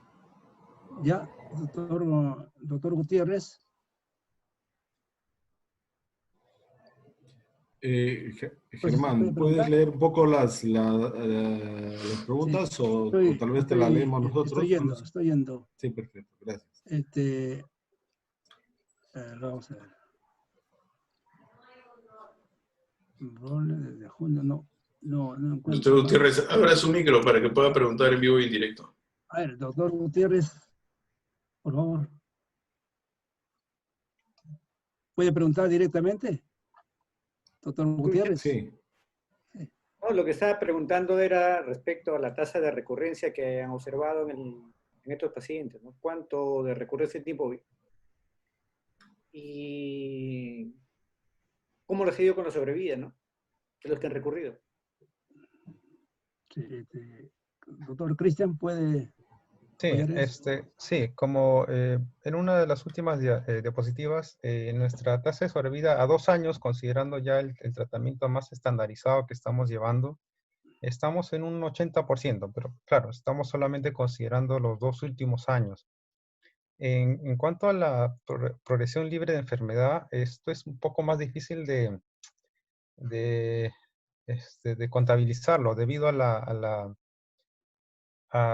la deserción de tratamiento que tenemos en estos tipos de pacientes. O desaparecen varios meses y regresan con el tumor recidivado, ¿no? Entonces es más difícil ver la progresión libre de enfermedad. Lo que estamos más seguros es actualmente a 2 años es la sobrevida global, ¿no? Que estamos en 80%. Y con este es tratamiento más estandarizado. Doctor López, estaba aperturando el chat de acá de las preguntas. No sé si Sí. vamos a hacer alguna otra pregunta. No. Hay colegas que están levantando la mano. De repente le podemos dar la pregunta. El doctor Puma quiere favor, hablar. Ayúdenos. ¿Quién? El doctor... Adelante, doctor Puma. Buenas noches.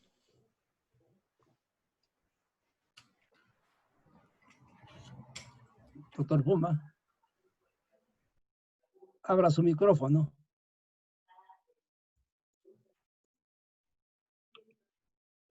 Parece que no hay respuesta. ¿Aló? ¿Me escucha? Sí, ya. ¿Ahora sí? Doctor Puma. Sí, buenas noches. Gracias por la oportunidad. Mis saludos al doctor que acaba de exponer. Excelente su exposición. Gracias. Todo neurocirujano sabe que el principio es aliviar la hipertensión endocraniana.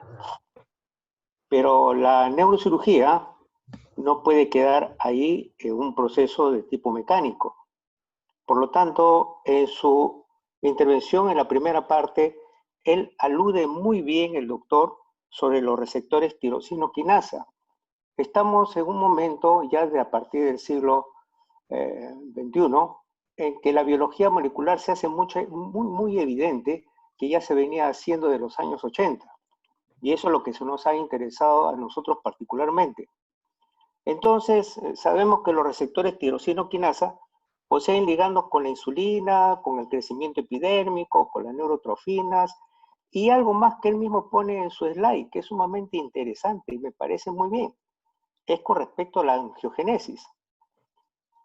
Dentro de su explicación, él dice que ha tenido tumores de crecimiento muy rápido.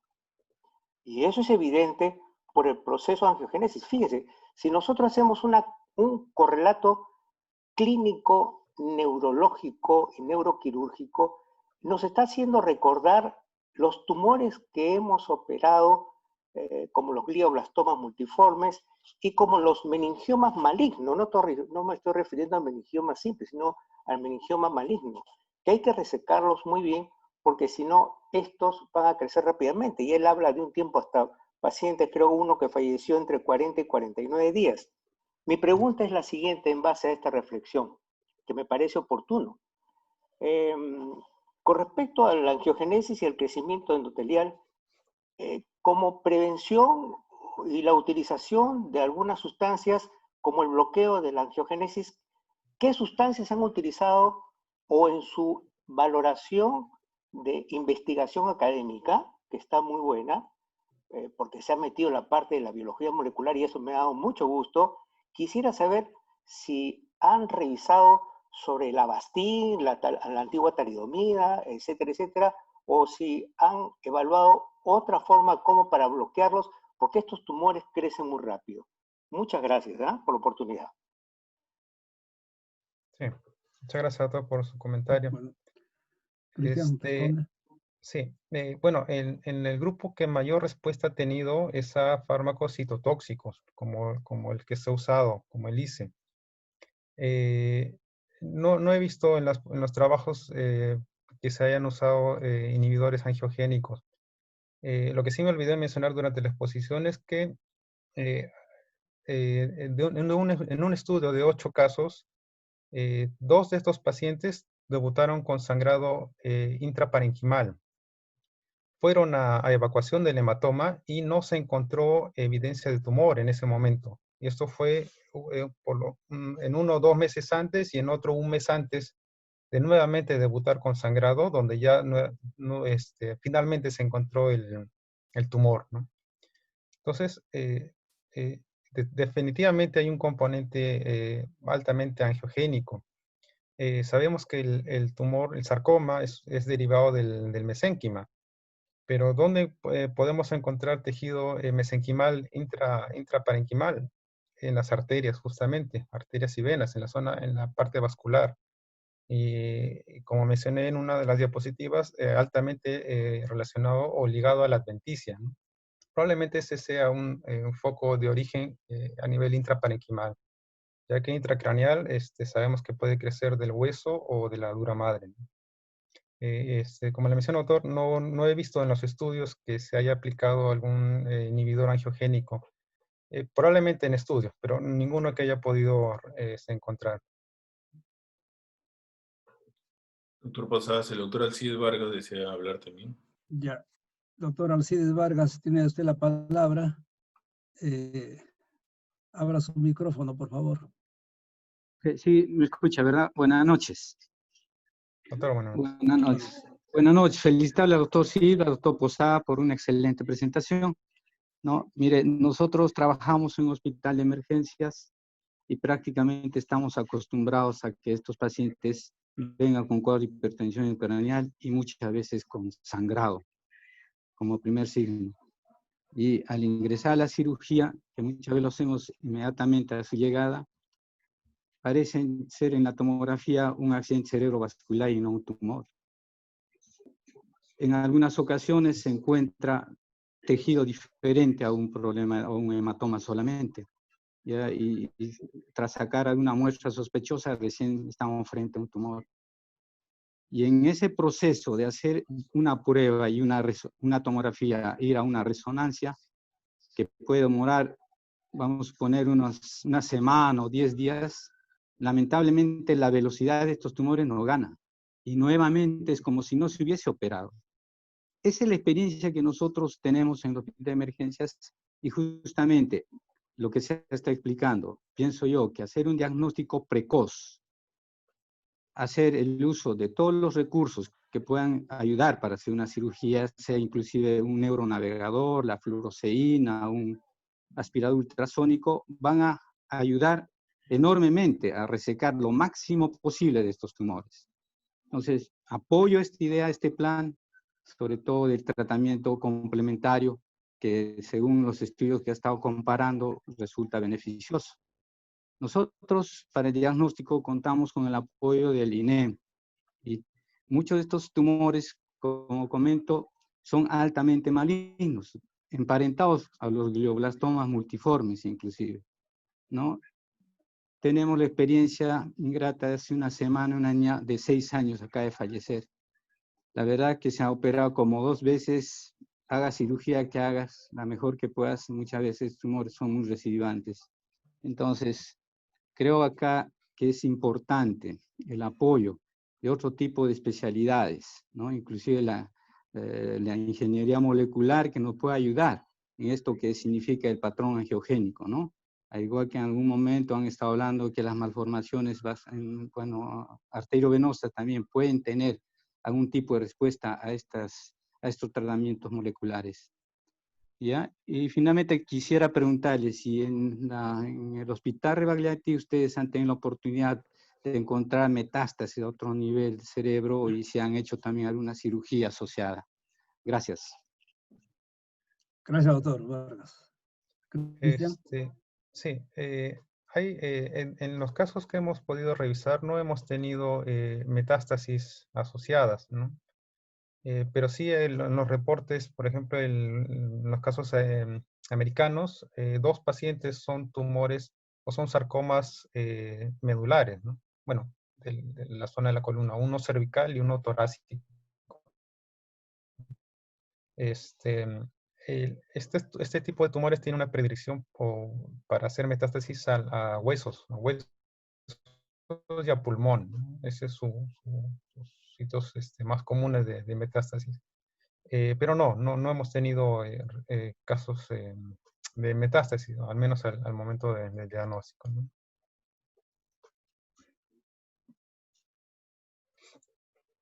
¿Hay alguna otra? Sí, doctor, en la parte de preguntas y respuestas abajo, de repente usted puede A ver, leerlas. vamos Puede a abrir continuar ese porque box. sí, está siempre hablan de la candidatura, luego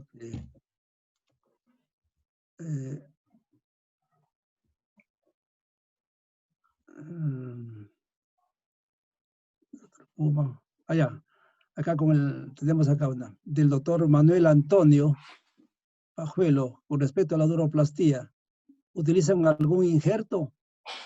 ¿Y cuál es la frecuencia de fístula? Por favor, Cristian. ¿Puede responder? Sí, sí. Siempre que hemos podido usar el propio tejido del paciente, el periosto, lo hemos hecho, ¿no? Para creo que nos ha ido mejor cerrando con su propio tejido. Las veces que hemos usado materiales sintéticos, son esos casos en los que hemos tenido problemas de fístula. 29, bueno, de los últimos 2 años que he tenido, que he podido participar de las cirugías, debe ser un 20%, ahorita no tengo el dato a la mano, pero por lo menos un 20-25% hemos tenido casos de fístula. Y más cuando hemos usado materiales sintéticos para la duroplastía, ¿no?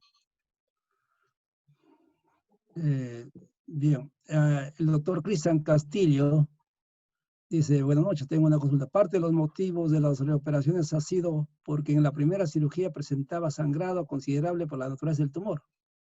Teniendo en cuenta ello, se ha considerado la embolización preoperatoria para favorecer una mayor resección en la primera cirugía.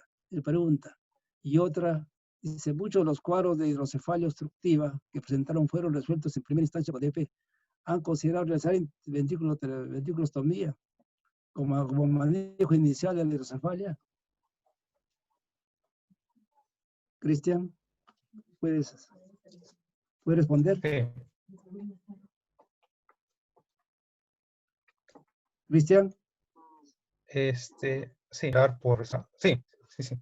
¿Escucha? Sí. Ha habido 2 casos en los que se ha tenido que reoperar por sangrado, ¿no? por un sangrado masivo.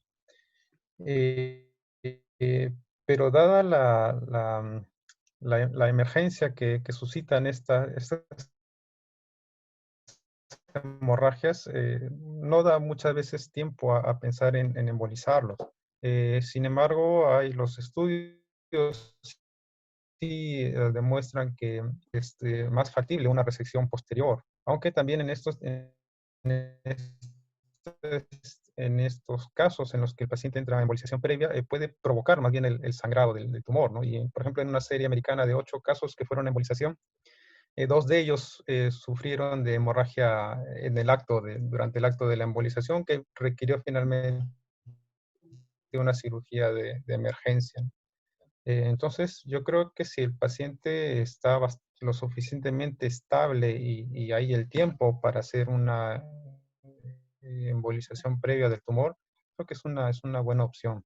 Ahora, sobre el manejo de las hidrocefalias, fueron los 3 casos que debutaron con hidrocefalia, ¿no? El tumor que estaba en la región profunda, talámica, por la ubicación no, y los 2 de fosa posterior,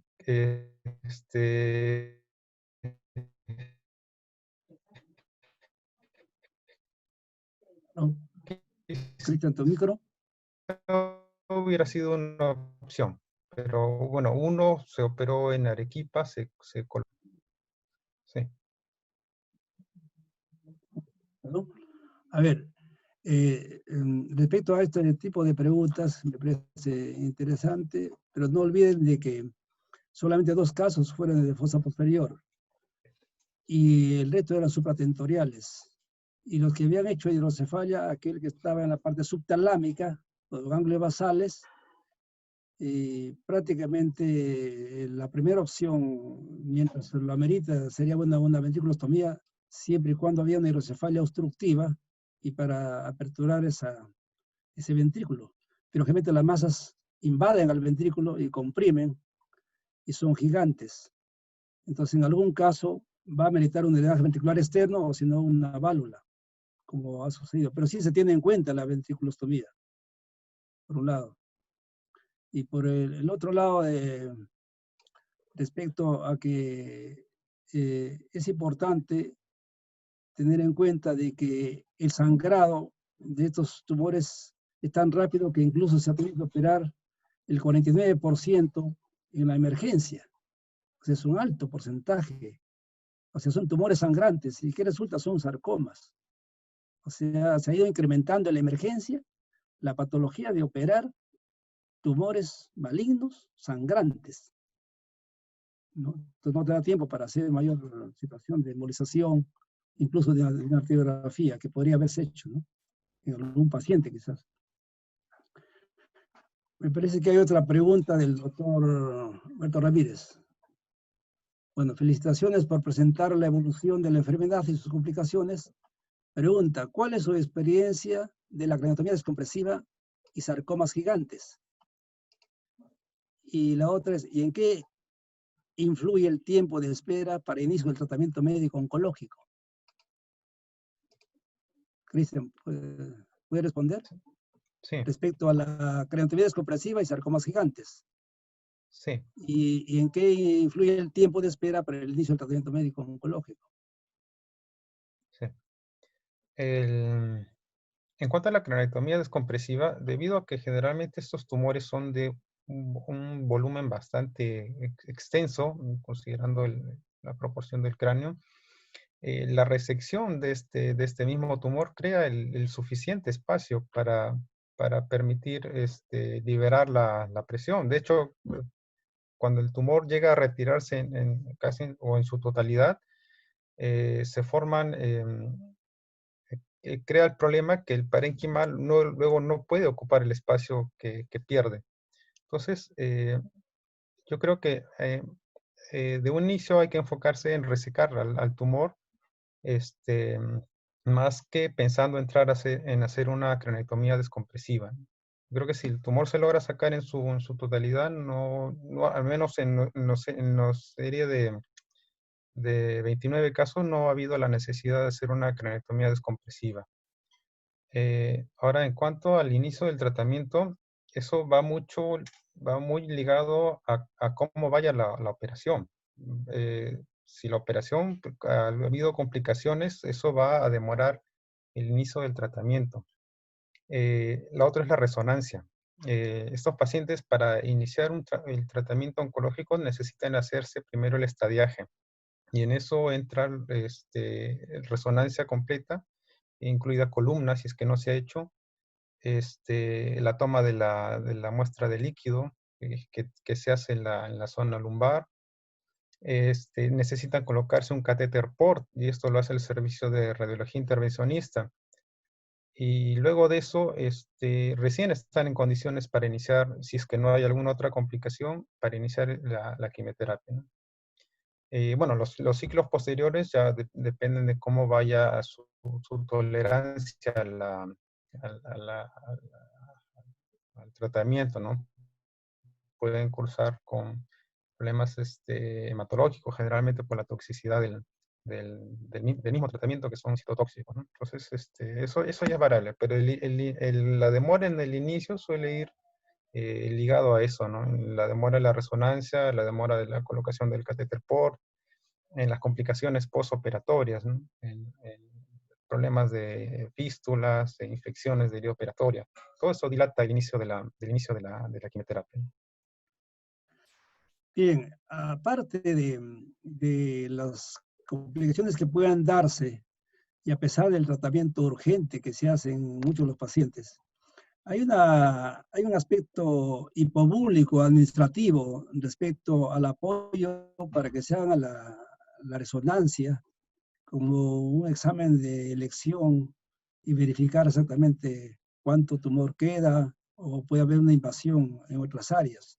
Entonces, ahí hay una lucha tremenda entre la parte asistencial y administrativa y que gracias a eso, como que se está impulsando a mejorar, aparte de lo que ya mencionó el doctor Cristian Silva, está fortaleciendo este equipo multidisciplinario para entonces todos hablar al mismo lenguaje y agilizar estos exámenes para que en un tiempo no más de, digamos, de 8 a 15 días digamos todo para que emprenda el tratamiento coadyuvante que parece que va respondiendo en algo la quimio y la radio ahí de tipo sándwich.